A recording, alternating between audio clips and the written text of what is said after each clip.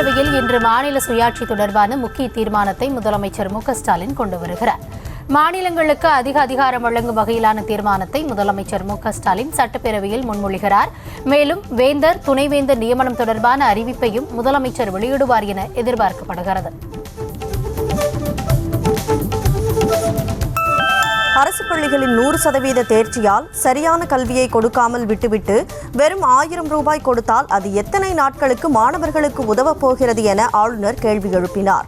சென்னை கிண்டி ஆளுநர் மாளிகையில் நடைபெற்ற அம்பேத்கர் பிறந்தநாள் விழாவில் பேசிய அவர், தமிழ்நாட்டில் தலித்துகளுக்கு எதிரான வன்கொடுமை அன்றாடம் நிகழ்ந்து கொண்டிருப்பதாக குற்றம் சாட்டினார். ஒருபுறம் சனாதனம், மறுபுறம் பட்டியலின மக்கள் பற்றி கவலை என்கிற ஆளுநரின் டபுள் ரோல் நடிப்பு தமிழ்நாட்டில் எடுபடாது என அமைச்சர் கோவி செழியன் விமர்சித்துள்ளார். அம்பேத்கர் பிறந்தநாள் விழாவில் ஆளுநர் பேசியதை சுட்டிக்காட்டி அவர் வெளியிட்டுள்ள அறிக்கையில், மாநில அரசுக்கு குடைச்சலை கொடுத்து உச்சநீதிமன்றம் ஓங்கி குட்டியதால் அந்த அவமானத்தை துடைக்க அவதூறுகளை அள்ளி வீசுவதாக குறிப்பிட்டுள்ளார். பாஜகவையும் அண்ணாமலையையும் தமிழகத்திலிருந்து யாரும் வெளியேற்ற முடியாது என பாஜக மாநில தலைவர் நயினார் நாகேந்திரன் தெரிவித்தார். சென்னை விமான நிலையத்தில் செய்தியாளர்களை சந்தித்த அவர், பாஜகவின் மிகப்பெரிய சொத்து அண்ணாமலை என்றும் அரசியலில் நாகரிகமாக நடந்து கொள்ள வேண்டும் என நினைப்பதாகவும் கூறியுள்ளார். மக்கள் நீதி மய்யத்தின் தலைவர் கமல்ஹாசன் விரைவில் மாநிலங்களவை எம்பியாக உள்ளதாக அக்கட்சியின் துணைத் தலைவர் தெரிவித்துள்ளார். கோயம்புத்தூரில் செய்தியாளர்களை சந்தித்த மக்கள் நீதி மய்யம் துணைத் தலைவர் தங்கவேலு, கட்சித் தலைவர் கமல்ஹாசன் மாநிலங்களவை எம்பியாக ஜூலை மாதம் பதவியேற்க உள்ளதாக அறிவித்துள்ளார். தமிழகத்தில் மீன்பிடி தடைக்காலம் நள்ளிரவு முதல் அமலுக்கு வந்தது. மீன்களின் இனப்பெருக்க காலத்தை முன்னிட்டு ஆண்டுதோறும் ஏப்ரல் 15ஆம் தேதி நள்ளிரவு முதல் ஜூன் 15ஆம் தேதி வரை மீன்பிடிக்க தடை விதிக்கப்படுகிறது. இதன் காரணமாக விசைப்படகுகளை பாதுகாப்பான முறையில் மீனவர்கள் கரையில் நிறுத்தி வைத்துள்ளனர். தமிழ்நாட்டின் பல்வேறு பகுதிகளிலும் இரவு நேரத்தில் பரவலாக மழை பெய்தது. குறிப்பாக கிருஷ்ணகிரி, தென்காசி, தேனி, சேலம் உள்ளிட்ட பல்வேறு மாவட்டங்களில் இடி மின்னலுடன் ஜோராக மழை பெய்ததால் இதமான சூழல் நிலவியது. சேலம் மாவட்டம் ஓமலூர் சுற்றுவட்டார பகுதிகளில் 1 மணி நேரத்திற்கு மேலாக சூறாவளி காற்றுடன் பெய்த கனமழையால் சாலைகளில் மழைநீர் பெருக்கெடுத்து ஓடியது. நேற்று இரவு 10 மணி அளவில் திடீரென சூறாவளி காற்று வீசத் தொடங்கி இடி மின்னலுடன் சுமார் 1 மணி நேரத்திற்கு மேலாக கனமழை பெய்தது. இதனால் சாலைகளில் வைக்கப்பட்டிருந்த பேரிகார்டுகள் சாய்ந்தும் பேனர்கள் கிழிந்தும் தொங்கின. கிருஷ்ணகிரி மாவட்டம் வேப்பனப்பள்ளியில் சுமார் 1 மணி நேரமாக கொட்டி தீர்த்த கனமழையால் வெப்பம் தணிந்து குளிர்ச்சியான சூழல் நிலவியதால் பொதுமக்கள் மற்றும் விவசாயிகள் மகிழ்ச்சியடைந்தனர். குந்தாரப்பள்ளி, வேப்பனப்பள்ளி, மாதைப்பள்ளி மற்றும் சுற்றுவட்டார பகுதிகளில் கனமழை பெய்த நிலையில் வறண்டு காணப்பட்ட நீர்நிலைகள் நிரம்பி வருகின்றன. கிருஷ்ணகிரியில் அரசு பேருந்தின் மேற்கூரை வழியாக மழைநீர் ஒழுகியதால் பொதுமக்கள் நின்று கொண்டே பயணித்தனர். கிருஷ்ணகிரியிலிருந்து வேப்பனப்பள்ளி நோக்கி பேருந்து சென்று கொண்டிருந்த போது கனமழை பெய்தது. இதில் பேருந்து உள்ளே மழைநீர் கொட்டியதால் பயணிகள் நின்று கொண்டே பயணிக்கும் நிலை ஏற்பட்டது.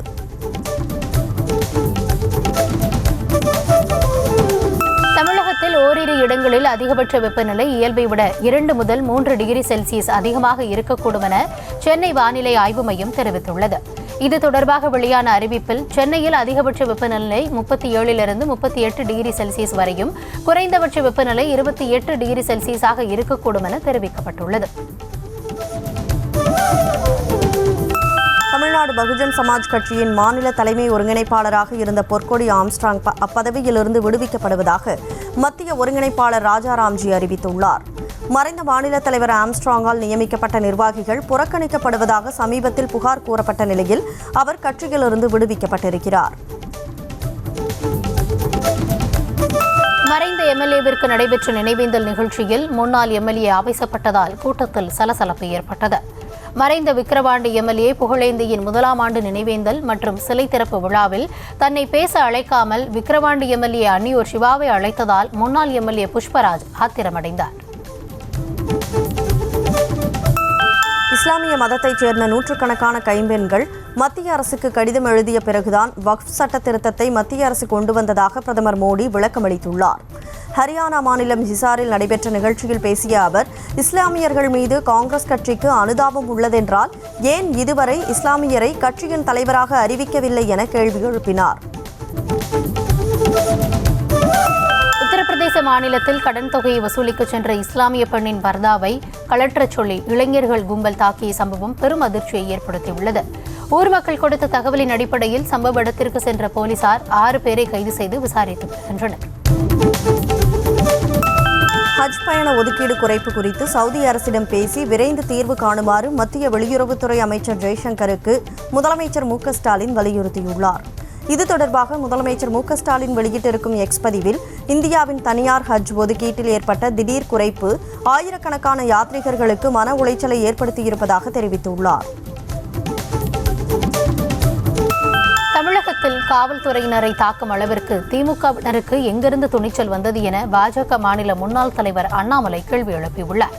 வேளச்சேரியில் அமைச்சர் மா சுப்பிரமணியன் கலந்து கொள்ளவிருந்த விழாவில் காவலர் காமராஜை மதுபோதையில் இருந்த திமுகவினர் கடுமையாக தாக்கியது அதிர்ச்சி அளிப்பதாக தெரிவித்துள்ளார். மாணவர்களிடம் ஜெய் ஸ்ரீராம் என முழக்கமிடச் சொன்ன ஆளுநரின் செயல் வெட்கக்கேடானது என்று விருதுநகர் எம்பி மாணிக்கம் தாகூர் தெரிவித்தார். மதுரை திருநகரில் செய்தியாளர்களை சந்தித்த அவர் அரசியல் சாசன பதவிக்கு அவப்பெயர் ஏற்படுத்தும் வகையில் ஆளுநர் ஆர்.என். ரவி நடந்து கொள்வது வருத்தமளிப்பதாக கூறினார். காங்கிரஸ் கட்சியில் செல்வ பெருந்தகைக்கு அளிக்கப்பட்ட வாய்ப்பில் அவர் தோல்வியடைந்து விட்டதாக அக்கட்சியின் செயல் தலைவரும் முன்னாள் எம்பியுமான ஜெயக்குமார் குற்றம் சாட்டினார். காஞ்சிபுரத்தில் அம்பேத்கர் சிலைக்கு மாலை அணிவித்து மரியாதை செலுத்திய பிறகு நியூஸ் தமிழுக்கு அளித்த பேட்டியில் மாவட்ட தலைவர்களை நியமிக்க கட்டாயமாக பணம் கட்ட நிர்பந்திக்கப்படுவதாக குற்றம் சாட்டினார். திருப்பத்தூர் மாவட்டம் ஆம்பூரில் அம்பேத்கர் சிலைக்கு மாலை அணிவிக்க வந்த பாஜகவினரை தடுத்து நிறுத்தி திமுகவினர் வாக்குவாதத்தில் ஈடுபட்டனர். திமுகவைச் சேர்ந்த ஊராட்சி மன்ற தலைவி பாரதி ஸ்ரீ தனது ஆதரவாளர்களோடு பாஜகவினரை தடுத்து நிறுத்தி அம்பேத்கர் சிலைக்கு மாலை அணிவிக்க கூடாது என கூறி வாக்குவாதத்தில் ஈடுபட்டார். தூத்துக்குடி மாவட்டம் சாத்தான்குளத்தில் காவலரின் வீடு புகுந்து அவரது தாயாரை கொலை செய்த சம்பவம் பரபரப்பை ஏற்படுத்தியுள்ளது. சாத்தான்குளம் டிஎஸ்பி அலுவலகத்தில் காவலராக பணிபுரியும் விக்ராந்த் பணிக்கு சென்றுவிட்ட நிலையில் வீட்டில் தனியாக இருந்த அவரது தாயார் வசந்தாவை மர்ம நபர் வீடு புகுந்து கொடூரமாக வெட்டி கொலை செய்துவிட்டு தப்பியோடினார். இந்நிலையில் நகைக்காக அதே பகுதியைச் சேர்ந்த இளம்பெண் வசந்தாவை கொன்றதாக கைது செய்யப்பட்டுள்ளார். சென்னை மடிப்பாக்கத்தில் அம்பேத்கரின் 135வது பிறந்தநாளை முன்னிட்டு அவரின் முகத்தை ஸ்ட்ரிங் ஆர்ட் வடிவில் இளைஞர் ஒருவர் வடிவமைத்துள்ளார். கார்ட்போர்டு அட்டையில் ஆணிகள் அடித்து அதில் நூலை குறுக்கும் நெடுக்குமாக 1700 முறைக்கு மேல் இழுத்து வந்த வடிவத்தை சரவணன் என்பவர் உருவாக்கியுள்ளார். இந்த வடிவத்தை உருவாக்க அவர் 2 நாள் அவகாசம் எடுத்துக் கொண்டுள்ளார். சென்னையில் தூசி மற்றும் காற்று மாசுபாட்டை தடுக்க புதிய எந்திரங்களை பயன்படுத்தும் முயற்சியில் மாநகராட்சி நிர்வாகம் இறங்கியிருப்பதாக தகவல் வெளியாகியுள்ளது. பெங்களூரு மாநகராட்சியுடன் இணைந்து ஒப்பந்த அடிப்படையில் ஒரு வாகனத்தை ஒரே வாரத்திற்குள் சென்னைக்கு கொண்டுவர ஏற்பாடு செய்யப்பட்டுள்ளது. ஈரோடு மாவட்டம் பவானியில் பாலியல் தொழிலில் ஈடுபட்டதாக 5 பெண்கள், விடுதி மேலாளர் உட்பட 10 பேரை போலீசார் கைது செய்தனர். பவானி கூடுதுறை சாலையில் உள்ள என்பிஎல் என்கிற தனியார் விடுதியில் போலீசார் திடீர் சோதனையில் ஈடுபட்ட போது அந்த விடுதியில் உள்ள 5 அறைகளில் இருந்த 5 ஜோடிகளை பிடித்து விசாரித்த போது அவர்கள் பாலியல் தொழிலில் ஈடுபட வந்தது தெரியவந்தது. திருப்பூர் தொழிலதிபரிடம் 6,36,00,000 ரூபாய் மோசடி செய்த குஜராத் ஆசாமியை திருப்பூர் மாநகர மத்திய குற்றப்பிரிவு போலீசார் கைது செய்தனர். திருப்பூர் ஷெரி காலனியைச் சேர்ந்த சித்தார்த் குமார் சலேச்சா என்பவரின் எக்ஸ்போர்ட்ஸ் நிறுவனத்தில் காடா துணி கொள்முதல் செய்துவிட்டு ஏமாற்றிய குஜராத் மாநிலம் அகமதாபாத்தைச் சேர்ந்த ரிஷப் பண்டாரியை மும்பையில் கைது செய்தனர். சேலம் மாவட்டம் ஏற்காடு பேருந்து நிலையத்தில் தனியார் பேருந்து ஓட்டுநர்களுக்கிடையே வாக்குவாதம் ஏற்பட்ட சம்பவத்தால் அப்பகுதியில் பரபரப்பு ஏற்பட்டது. தொடர் விடுமுறை முடிந்து சொந்த ஊர்களுக்கு செல்ல ஏற்காடு பேருந்து நிலையத்தில் சுற்றுலா பயணிகள் குவிந்திருந்தனர். அப்போது யார் பேருந்தை முதலில் இயக்குவது என்பது குறித்து இரு ஓட்டுநர்களுக்கிடையே வாக்குவாதம் ஏற்பட்டது. கள்ளக்குறிச்சி மாவட்டம் மணலூர்பேட்டை அருகே 2 இருசக்கர வாகனங்கள் நேருக்கு நேராக மோதிக்கொண்டதில் இளைஞர் உயிரிழந்தார். இதனால் ஆத்திரமடைந்த கிராம மக்கள் அருகில் இருக்கும் டாஸ்மாக் மதுபான கடையால் அடிக்கடி விபத்து ஏற்படுவதாக குற்றம் சாட்டி சாலை மறியலில் ஈடுபட்டனர். இதனால் மதுபான கடை தற்காலிகமாக மூடப்பட்டது. திருப்பத்தூரில் பட்டப்பகலில் வீட்டின் வெளியே நிறுத்தி வைக்கப்பட்டிருந்த இருசக்கர வாகனம் திருடப்பட்ட சம்பவம் தொடர்பான சிசிடிவி காட்சிகள் வெளியாகியுள்ளது. பால் வியாபாரம் செய்து வரும் இம்ரான் மதிய உணவிற்காக வீட்டிற்கு சென்றபோது வாகனத்தை வெளியே நிறுத்திவிட்டு உள்ளே சென்றுள்ளார். பின்னர் மீண்டும் வெளியே வந்தபோது வாகனம் திருடப்பட்டதை கண்டு அதிர்ச்சியடைந்தார். திருவண்ணாமலை மாவட்டம் ஆரணி அரசு மருத்துவமனையில் உடற்கூறாய்வு செய்ய போதிய குளிரூட்டும் இயந்திரங்கள் இல்லாததால் அவசர பிரிவில் இறந்தவரின் சடலத்தை வைத்து நீண்ட நேரம் காத்திருப்பதாக உறவினர்கள் வேதனை தெரிவித்தனர். ஒண்டிக்குடிசை பகுதியில் விவசாயி கன்றாயன் மற்றும் கொரட்டூர் பகுதியைச் சேர்ந்த விஜயா என்பவர் உயிரிழந்த நிலையில் 2 சடலங்களையும் நீண்ட நேரங்களுக்கு பிறகு வேலூர் மருத்துவமனைக்கு கொண்டு சென்றனர். செங்கல்பட்டில் கடந்த சில தினங்களுக்கு முன்பு அடுத்தடுத்து 3 கடைகளில் பணம், செல்போன்கள் கொள்ளையடித்த 3 இளைஞர்களை போலீசார் கைது செய்தனர். பஜார் பகுதியில் நள்ளிரவில் துணிக்கடையின் பூட்டை உடைத்து கடையில் இருந்த 50,000 ரூபாய் பணம், அருகில் உள்ள துணிக்கடையில் 3,000 ரூபாயும் மற்றும் அதே பகுதியில் உள்ள மொபைல் போன் கடையில் 6,000 ரூபாய் பணம் மற்றும் விலை உயர்ந்த செல்போன்கள் திருடு போயின. புதுக்கோட்டை மாவட்டம் வெங்கிடன்குளம் கிராமத்தில் தமிழ் புத்தாண்டை முன்னிட்டு ஊர் மக்கள் சார்பில் வடமாடு மஞ்சுவிரட்டு போட்டி நடத்தப்பட்டது. இதில் பல்வேறு பகுதிகளைச் சேர்ந்த காளைகள் பங்கேற்ற நிலையில் 13 குழுக்களைச் சேர்ந்த 117 மாடுபிடி வீரர்கள் காளைகளை அடக்கியதை ஏராளமான பொதுமக்கள் ஆரவாரத்துடன் கண்டு ரசித்தனர். மதுரை வாடிப்பட்டியில் உள்ள லிங்கம்மாள் கோவிலின் உண்டியலை உடைத்து திருட்டில் ஈடுபட்ட நபர்கள் குறித்து போலீசார் விசாரித்து வருகின்றனர். பூச்சம்பட்டி கிராமத்தில் உள்ள லிங்கம்மாள் கோவிலுக்கு அதிகாலையில் வந்த பூசாரிகள் உண்டியல் உடைந்து கிடப்பதைக் கண்டு அதிர்ச்சியடைந்தனர்.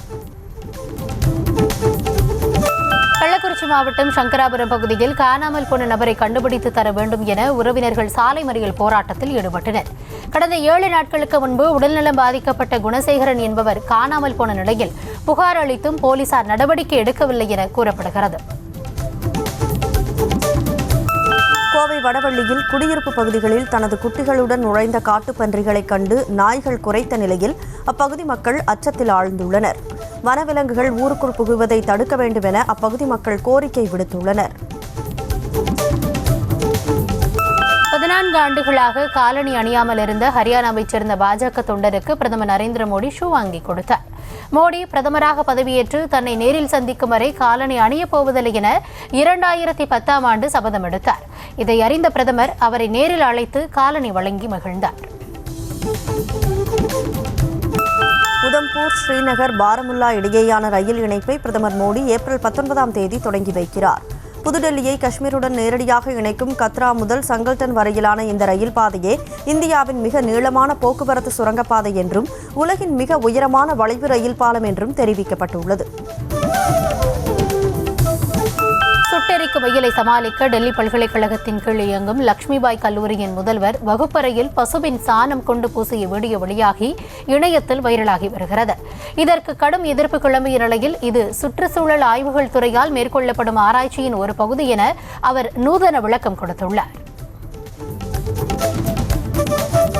கட்சியின் கட்டுப்பாடுகளை மீறி செயல்பட்டதாக பகுஜன் சமாஜ் கட்சியிலிருந்து 2வது முறையாக விலக்கி வைக்கப்பட்ட மாயாவதியின் நெருங்கிய உறவினரான ஆகாஷ் ஆனந்த் பொது தளத்தில் மன்னிப்பு கேட்டதை அடுத்து அவருக்கு மீண்டும் ஒரு வாய்ப்பு வழங்குவதாக மாயாவதி அறிவித்துள்ளார். டெல்லியில் மனைவியை கொலை செய்துவிட்டு தப்பிச் சென்ற முன்னாள் ராணுவ வீரர் 20 ஆண்டுகளுக்கு பிறகு போலீசிடம் சிக்கினார். ராணுவத்தில் ஓட்டுநராக பணியாற்றிய அனில்குமார் திவாரி கடந்த 1989ஆம் ஆண்டு மனைவியை கொலை செய்த வழக்கில் ஆயுள் தண்டனை வழங்கப்பட்டது. ஆனால் 2005ஆம் ஆண்டு பரோலில் வெளியே வந்த அவர் போலீசிடமிருந்து தப்பிச் சென்றார். காசா மீது இரக்கமின்றி தாக்குதல் நடத்தி வரும் இஸ்ரேல் அரசை கண்டித்து துருக்கியின் இஸ்தான்புல் நகரில் லட்சக்கணக்கான பொதுமக்கள் போராட்டத்தில் ஈடுபட்டனர்.